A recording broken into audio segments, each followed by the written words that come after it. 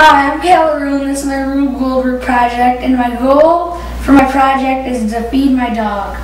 First, I'll use a slingshot to shoot the marble into the course, which is elastic energy.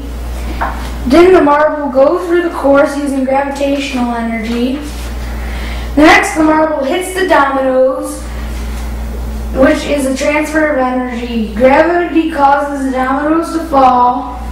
The gravitational energy of the dominoes hits the Lego car, causing it to move. The candle flame is chemical energy and light energy. It will burn the yarn, which is thermal energy.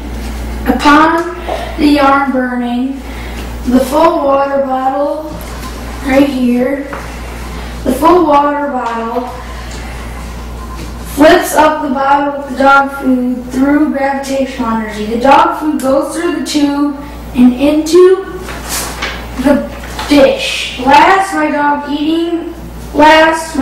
eating is another form of chemical. Here it goes.